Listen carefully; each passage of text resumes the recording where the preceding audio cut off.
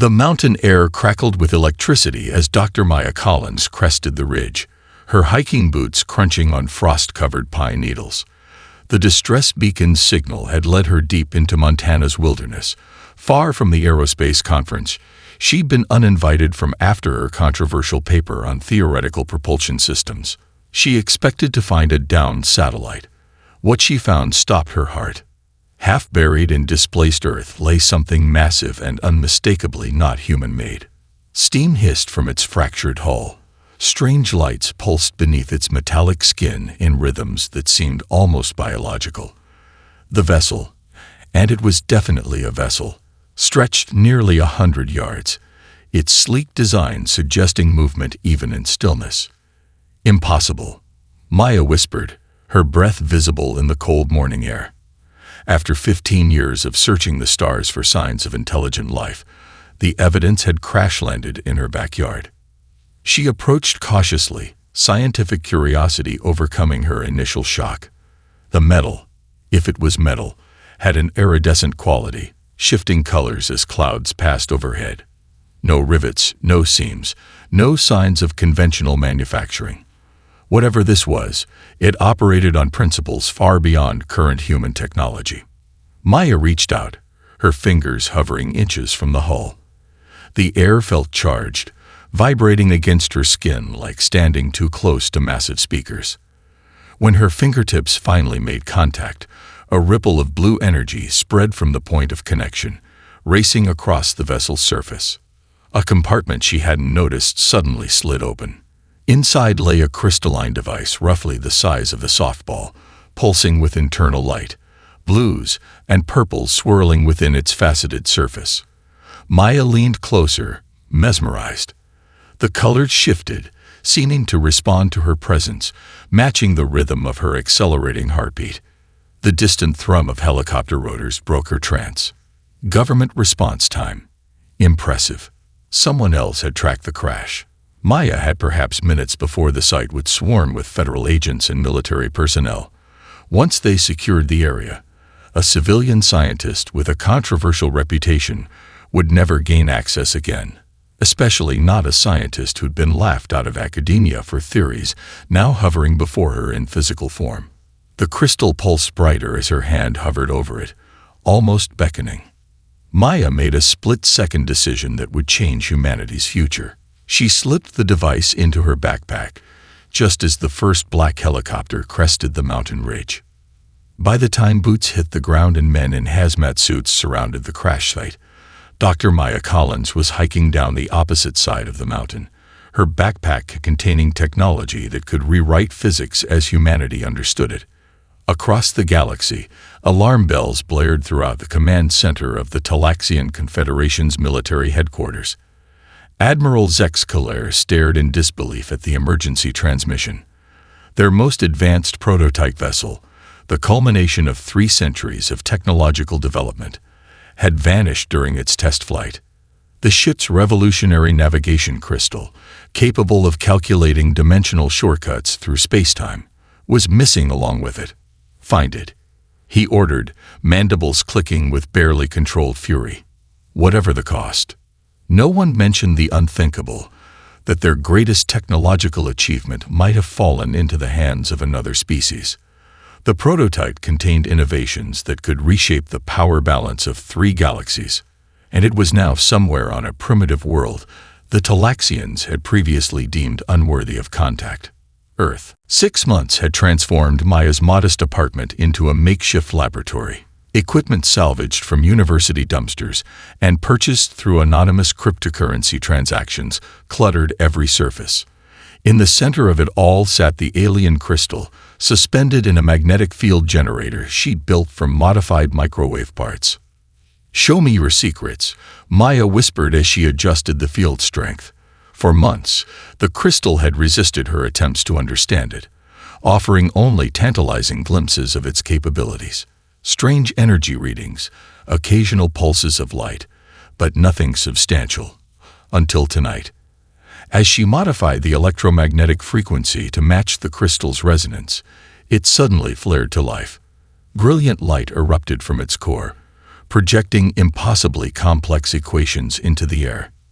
Three-dimensional mathematical formulas rotated above her kitchen table, symbols she recognized, and many she didn't, all describing concepts that contradicted established physics.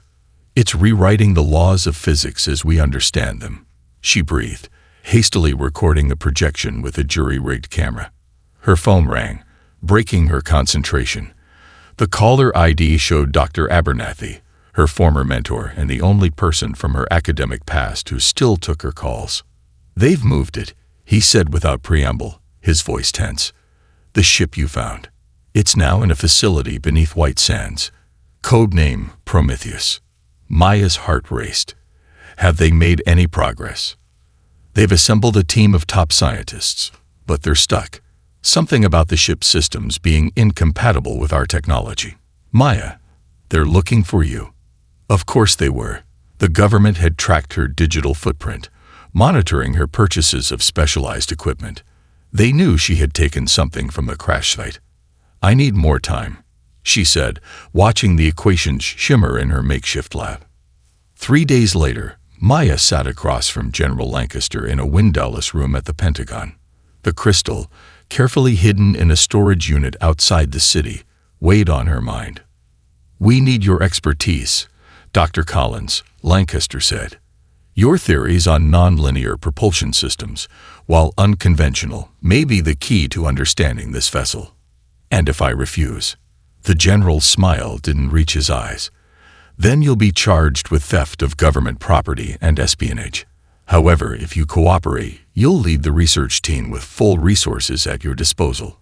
The facility beneath White Sands was a technological marvel itself, built hastily around the alien ship. Maya gasped when she first saw Prometheus in person again, larger than she remembered, its hull now partially dismantled by eager human hands. "We've identified what we believe is a control interface," Dr. Weiss, the current project lead, explained as they toured the site. "But it doesn't respond to any input." Maya approached the panel he indicated, a smooth surface with faint geometric patterns. The moment her palm touched it, the patterns illuminated, and the entire ship hummed to life. Everyone stared in stunned silence. "It responds to thought patterns," Maya explained, feeling the ship's systems awakening to her mental connection. "The interface is calibrated to neural impulses." What she didn't share was the sudden flood of information flowing into her mind, or the fact that the ship seemed specifically attuned to human brainwaves in a way its creators had never anticipated. Across the galaxy, Commander Xarax received his mission briefing from the Talaxian High Command. "Retrieve the prototype at any cost," the Supreme Admiral ordered, "and eliminate any primitives who have been contaminated by exposure to our technology." Xarax bowed, mandibles clicking in acknowledgement. "What level of force is authorized?" "Whatever is necessary. The humans must not be allowed to understand what they found." Maya was deep in the ship's neural interface, her mind swimming through alien code structures, when the facility's alarms blared to life. The sudden noise yanked her from the connection, leaving her disoriented as emergency lights bathed the laboratory in pulsing red. "What's happening?" she demanded as technicians rushed past. Dr. Weiss grabbed her arm. "Something's entered our atmosphere." Multiple somethings. Big ones. On the observation deck, they watched satellite footage of massive vessels materializing in Earth's orbit, sleek, elongated ships that made human spacecraft look like children's toys. Their design bore unmistakable similarities to Prometheus. "They've come for their property," Maya whispered. Within hours, every electronic device on Earth simultaneously broadcast the same message in all human languages: "Return what is not yours." Power grids across major cities failed as the alien ships positioned themselves overhead. Military responses proved futile. Jets scrambled to intercept simply disappeared from radar. Communication systems fell silent, and nuclear deterrents remained locked in their silos, suddenly inoperable. 3 days of worldwide panic followed before the United Nations hastily convened an emergency session to meet the alien delegation that had demanded an audience. Maya sat in the back of the chamber as Orcs and 5 other Talaxians strode into the United Nations. Their exoskeletons added nearly 2 feet to their already impressive height, and multiple limbs moved with unsettling precision.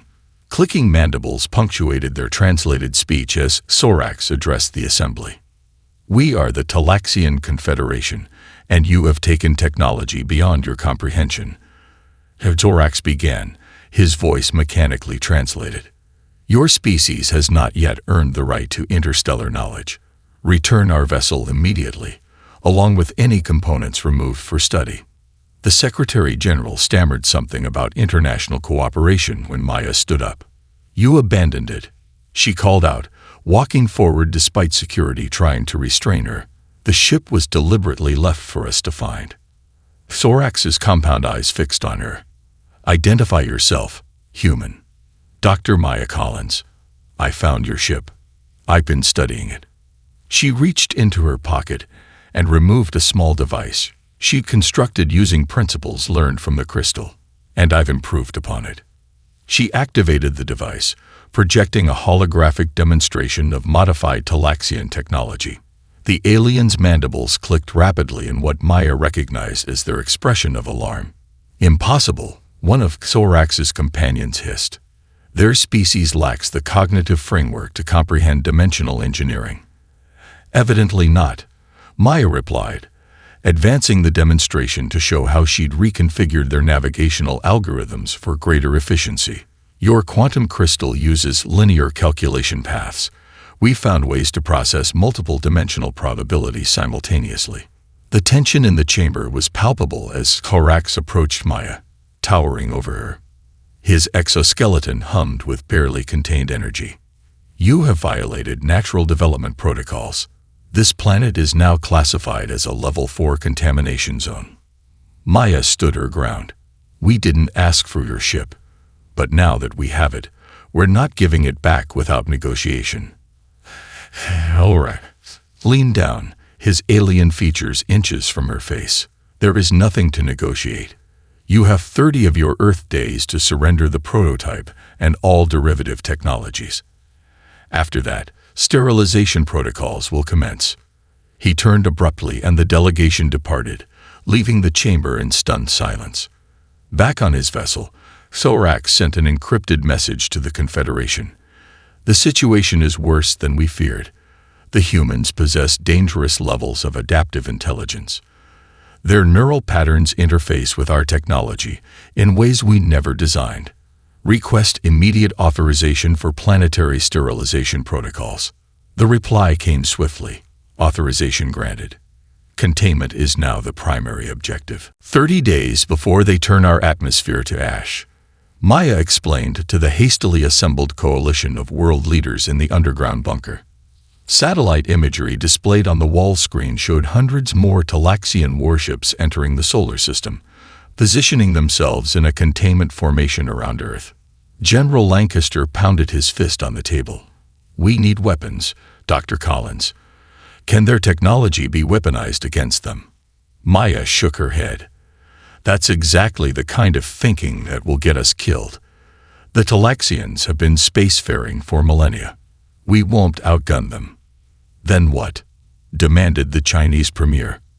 "Surrender." "No," Maya said firmly. "We outsmart them. The ship responds to human neural patterns in unexpected ways. We need to understand why." Back at the White Sands facility, now operating with heightened security and around-the-clock shifts, Maya's team worked feverishly to unlock more secrets from Prometheus. Progress was frustratingly slow. The ship seemed to respond differently each time they interfaced with it, as though learning from each interaction. On the 14th day of the countdown, research assistant Kai Chen reached his breaking point. After another failed attempt to stabilize the ship's propulsion system, he hurled his coffee mug against the hull in frustration. The ceramic shattered, and the entire ship pulsed with sudden energy. Alarms blared as everyone scrambled for safety, but Maya moved closer, watching in fascination as the section of hull reconfigured itself, panels shifting and reforming. "It's responding to emotion," she whispered, the realization dawning. not just conscious thought, but raw human emotion. Subsequent tests confirmed her theory.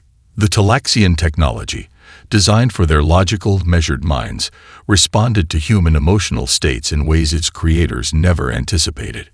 Anger, fear, hope, determination, each triggered different responses in the ship's systems.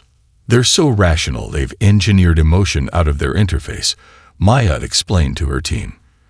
But their technology still recognizes it, like an evolutionary vestige. Dr. Weiss adjusted his glasses. You're suggesting we can control their technology better than they can. Not control, Maya corrected.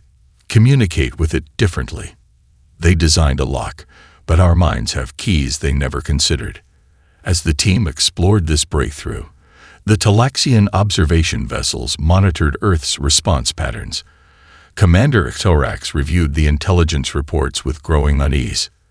Their military forces are mobilizing, his tactical officer noted, but their primary focus remains the research facility housing our prototype.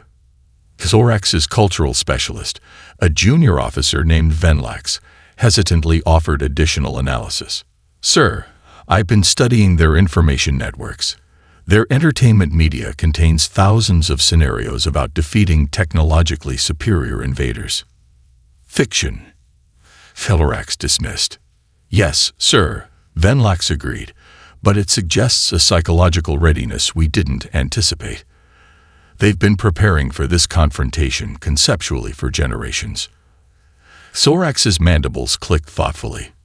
Prepare a targeted strike on their research facility. We'll eliminate the prototype and their leading minds in one attack. The Confederation ordered no premature aggression, Venlax reminded him. The humans are adapting too quickly, Thorax replied. Waiting the full 30 days is tactically unsound. As the Talaxians prepared their strike, Maya made another breakthrough. By channeling concentrated emotional states through the neural interface, her team activated a dormant communication system within Prometheus. For a brief moment, they intercepted Talaxian transmissions, and what they heard chilled them to the bone. The sterilization isn't a threat, Maya reported to General Lancaster. It's already being prepared. We don't have 30 days. We have maybe 3. A thunderous explosion rocked the White Sands facility, sending Maya stumbling against a console. Emergency backup lights flickered on as thick smoke filled the laboratory. What happened? She shouted over blaring alarms. The propulsion system we were modifying just overloaded, a technician responded, coughing through the smoke. All our progress from the last 72 hours. Gone. This was the third catastrophic failure in 2 days. First, their weapons research data had vanished from secure servers. Then, the communication system they'd activated had mysteriously short-circuited. Now this. These aren't accidents, Maya realized, scanning the chaos around her. Someone's sabotaging us. Security footage revealed the unthinkable. Dr. Hendrik Weiss, her mentor and the project's co-leader, accessing restricted systems during night shifts, deliberately corrupting critical research data and transmitting information to an unknown receiver. When security personnel cornered him in his office, Weiss showed no remorse. His eyes gleamed with an unnatural light as he spoke, his voice overlaid with an electronic undertone. You think the ship crashed by accident? He asked, smiling unnaturally. The Talaxians have been watching Earth for centuries. Maya pushed past the guards. Hendrik, why? We trusted you. Humanity was never meant to obtain this technology, he replied, his voice fluctuating between his familiar tone and something alien. You were merely test subjects in a long-term observation project. Before anyone could restrain him, Weiss pressed a small device against his temple. His body convulsed as the implant activated, his eyes rolling back as he collapsed. Medical staff rushed forward, but it was too late. The device had liquefied portions of his brain, taking its secrets with it. In Weiss's quarters, Maya discovered journals dating back nearly 20 years, long before the ship crashed. Meticulous notes detailed his recruitment by Talaxian observers and his role in monitoring human technological development. The Talaxians seeded Earth with technology to test our development trajectory, Maya explained to General Lancaster as they reviewed the evidence. They've been studying how different species respond to advanced technology, whether we weaponize it or use it cooperatively. And what's their conclusion about humanity? Lancaster asked. That's what terrifies them, Maya said. According to Weiss's notes, they categorize species by intelligence and empathy levels. Species with high intelligence and low empathy are predictable. They always weaponize technology first. Species with high empathy and low intelligence never advance far enough to matter. And humans, high intelligence combined with high empathy, a combination the Talaxians considered dangerously unpredictable. We're capable of both tremendous violence and remarkable cooperation. She closed Weiss's journal. The Prometheus wasn't damaged in a crash. It was deliberately planted as our final test, which we're failing by focusing on weapons, Lancaster realized. Exactly, Maya nodded. Humanity was never meant to succeed in this test. They expected us to fight among ourselves for control of the technology, proving their theory that we're too volatile to join the galactic community. As if confirming her words, reports flooded in of nations withdrawing from the international coalition, several attempting to develop their own defenses against the Talaxian threat. Maya stared at the alien ship that had brought both promise and peril to humanity. We need to change our approach entirely. The Talaxians aren't desperate to get their ship back. They're desperate to prove they were right about us all along. Above Earth, Sorax received the final transmission from his spy before Weiss's neural implant self-destructed. Prepare the cleansing fleet, he ordered. The humans have failed the test. Sterilization begins at dawn. We should be negotiating from strength, not begging for mercy, Maya argued as world leaders appeared on screens around the emergency command center. The cleansing fleet was now visible from Earth's surface, a constellation of ominous lights gathering in the night sky. What leverage do we have? The Russian president demanded. Their technology is centuries beyond ours. Maya took a deep breath. We have something they don't expect. Their own ship, modified by human minds. Working through 2 sleepless nights, Maya's team had reverse-engineered the ship's quantum communication system. They'd intercepted disturbing Talaxian transmissions, heated debate about whether Earth should be preserved as a research subject or destroyed as a potential threat. More importantly, they'd discovered something the Talaxians had missed in their own technology. The ship doesn't just respond to our emotions, Maya explained. It amplifies them through its systems. We've developed theoretical applications of Talaxian technology that their scientists haven't even conceived. General Lancaster frowned. How does that help us now? Because we're going to show them, Maya said with determined conviction, and we'll use their own communication network to do it. Using the modified crystal as a quantum relay, Maya hijacked the Talaxians' own communication frequency. Her face appeared on every Talaxian ship in the fleet, her voice translated into their language.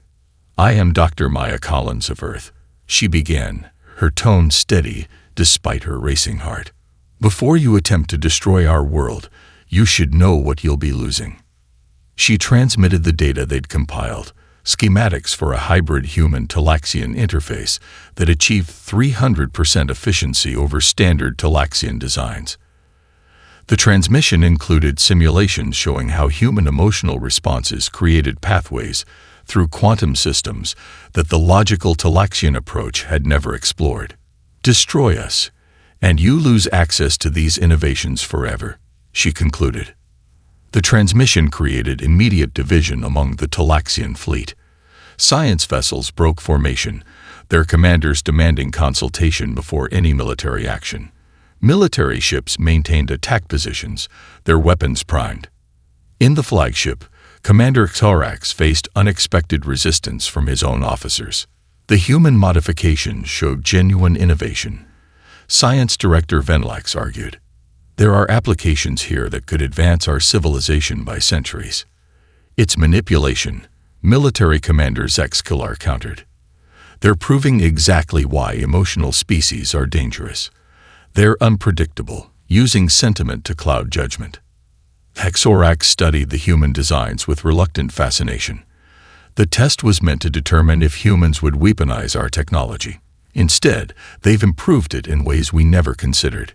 As the Talaxians argued among themselves, Maya received an encrypted message through the quantum relay, not from the Talaxian fleet, but from somewhere else entirely.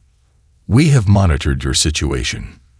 The message read, "We are the alliance of free worlds, civilizations that have suffered under Talaxian technological dominance for millennia.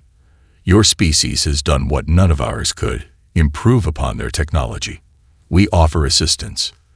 The message included coordinates for a hidden approach vector and shield frequencies that would allow a small vessel to slip through the Talaxian blockade. Maya stared at the information, a dangerous plan forming in her mind.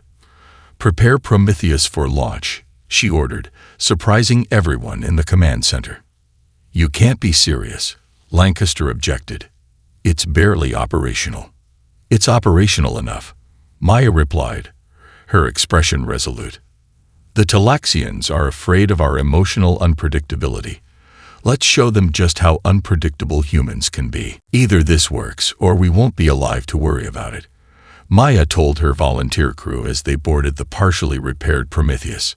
The ship's interior had been modified with human interfaces, jury-rigged connections, linking alien technology with Earth computers. Kai Chen took the navigation station, his hands trembling slightly. "The crystal's energy signature is stable, but I can't guarantee it will hold once we break atmosphere." Dr. Abernathy, who had insisted on joining despite his age, monitored the ship's biological systems. "The neural interface is responding well to our emotional patterns. It's almost as if the ship is excited." Maya settled into the command seat, connecting to the ship's main consciousness through the modified neural link. The alien vessel hummed around them, vibrating with an energy that seemed almost eager. "Launch sequence initiated," she announced as the facility's massive roof panels began to slide open above them. General Lancaster's voice came through their comms. "Dr. Collins, if this fails, we have no backup plan." "Then we better not fail," Maya replied, channeling her determination through the neural interface.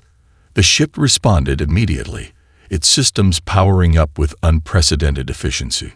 Prometheus rose from the facility with surprising grace, accelerating through the atmosphere at speeds that would have crushed the crew without the ship's protective fields. Military satellites tracked their ascent, relaying their position to command centers worldwide. "Approaching Talaxian blockade," Kai reported. Shield frequencies aligned with the data from the Alliance. Maya could feel the ship's systems integrating with her thoughts, anticipating her intentions. Using the crystal navigation system enhanced with human intuition algorithms, she guided Prometheus through the gap in the Talaxian formation, invisible to anyone not using the Alliance frequencies. They emerged directly in the center of the Talaxian fleet. Instead of attacking, Maya broadcast a signal to every ship surrounding them. "This is Dr. Maya Collins of Earth, commanding the vessel you know as Prototype TX-9. We request an audience with your fleet commander." On the Talaxian flagship, Orcs watched in disbelief as the modified prototype vessel appeared in the heart of his fleet. "How did they penetrate our formation? Our sensors didn't detect their approach." "Unknown, Commander," his tactical officer replied. "They're using technology not registered in our database." Thorax's mandibles clicked with agitation. "Bring them aboard." Inside a massive docking bay, Prometheus settled gently on the alien deck. Maya led her small crew down the ramp to face a contingent of armed Talaxians. Orcs stood at their center, his exoskeleton armor gleaming under the harsh lights. "You demonstrate either remarkable courage or foolishness," Thorax stated. "We call it hope," Maya replied. "And we're here to offer a demonstration." Without waiting for permission, she activated the neural transmitter they had brought. Immediately, holographic displays appeared around them, showing the human crew interfacing with Prometheus in ways that visibly shocked the Talaxians. The quantum crystal, designed to calculate single optimal pathways, exploded with countless possibilities when connected to the human capacity for intuitive leaps. The ship performed maneuvers that defied Talaxian understanding of their own technology. Science Director Venlax pushed forward, his compound eyes fixed on the displays. Impossible. Your minds shouldn't be compatible with our neural architecture. Yet here we are, Maya said. Our emotions don't hinder our connection to your technology. They enhance it. We don't just see the optimal path. We see all possible paths simultaneously. Commander Zex Kalar had seen enough. This proves they're dangerous, unpredictable. They must be contained. He raised his weapon, aiming at Maya. The standoff reached its breaking point when the bay's massive doors suddenly opened. 3 sleek vessels of unfamiliar design decloaked throughout the docking bay, their weapons trained on the Talaxian guards. The Alliance of Free Worlds, Maya explained to Sorax's shocked expression. It seems we're not the only species tired of being underestimated. The Talaxian High Council chamber hummed with tension as representatives from Earth sat across from the Confederation leadership. 1 year had passed since the standoff in Sorax's flagship, a day now commemorated as First Contact Day on Earth. Maya adjusted the translator at her ear as the Supreme Admiral of the Talaxian fleet addressed the assembly. The integration protocols have progressed according to schedule, he announced, mandibles clicking with each syllable. The Human Talaxian Joint Research Initiative has yielded 17 major technological breakthroughs in its first orbital cycle. Through the chamber's vast viewing window, Earth gleamed like a blue jewel, noticeably changed even from this distance. The United Earth Space Academy now stretched across what was once the Movav Desert, its architecture a striking blend of human design and alien engineering principles. Hovercars navigated between newly constructed alien architectural masterpieces and traditional human buildings in major cities worldwide. Following the confrontation in space, the Alliance of Free Worlds had revealed the truth. The Void Hegemony, a predatory civilization from the Galactic Rim, had been steadily consuming worlds beyond Talaxian territory. The Talaxians, despite their advanced technology, had been unable to develop effective countermeasures against the Void's quantum phase weapons. The human emotional interface with our technology has produced defense systems exceeding our most optimistic projections, Science Director Venlax reported, displaying simulations of the new shield technology being deployed throughout Allied space. The adaptive pathways their minds create through quantum systems have applications we never conceived possible. Maya caught Sorax's gaze across the chamber.